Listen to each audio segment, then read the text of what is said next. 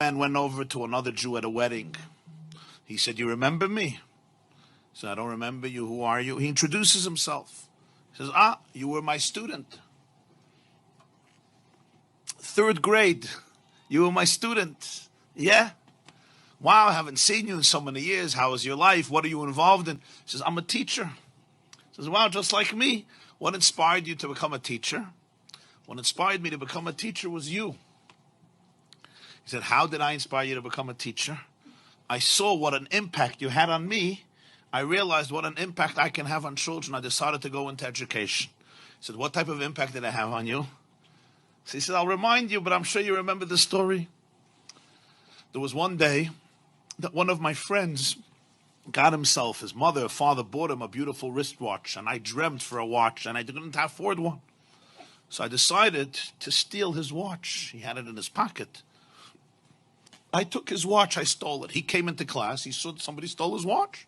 He came complaining to the teacher, somebody stole his watch. So you made an announcement. Whoever took this boy's watch, please return it. I was too embarrassed and I didn't want to return it, so I didn't return it.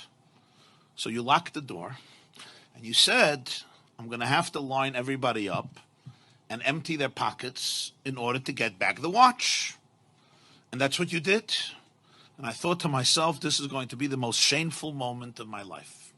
And then you said, "All boys line up at the wall, but I want everybody to have their eyes closed. Everybody's eyes must be closed." And you went from pocket to pocket, and everybody's eyes were closed. And then you came to my pocket, and you found the watch, and you took it out, and you went through everybody's pockets with everybody's eyes closed.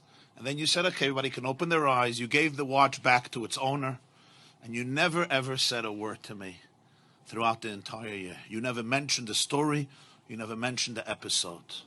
And when I thought to myself how you saved my dignity that day, instead of being stereotyped as a ganev, as a thief, as a shakran, as a liar, as a no-goodnik, as a despicable child, you really saved my soul. You saved my dignity. And you never mentioned a word, not only to anybody else, not only to the owner, but even to me. It happened, it's over. I understood the message.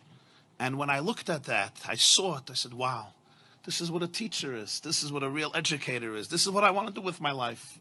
And therefore, I went into education. The teacher is listening to him, and he says, wow, that's amazing. That's really amazing.